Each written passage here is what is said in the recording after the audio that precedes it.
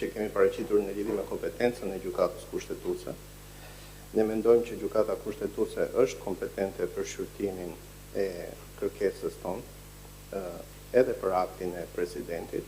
Për ne procesi është i ndarë në 2 faza, siç e kemi sqaruar dhe në parashtrimet. Në fazën e parë është faza e propozimit dhe vendimarrjes, që përfundon me vendimin e Këshillit të Ministrave, dhe pastaj faza tjetër është faza e garancisë kushtetuese, që aktivizohet automatikisht me paraqitjen e kërkesës kushtetuese, në të cilën nuk duhet të ndërhyjë asnjë institucion përfshirë dhe presidentin e Republikës, i cili duhet të presi në rastin konkret marrjen e një vendimi nga ana e gjykatës kushtetuese dhe aktivizimi para kohe i presidentit të Republikës me aktin për caktimin e datës së zgjedhjeve aktivizon efektet juridike të vendimit të Këshillit të Ministrave, i cili është efektet e cilit janë të pezulluara. Për këtë arsye ne mendojmë që gjykata kushtetuese është kompetente.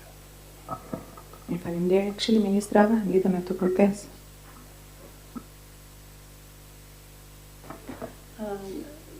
Këshilli i Ministrave ka paraqitur qëndrimin me shkrim në kushtet kur akti i objekt shqyrtimi është i lishëm dhe dekreti i presidentit është rrjedhoi këtij akti, ne kërkojmë nga gjykata pranimin e kërkesës subjektit të interesuar presidentit të Republikës.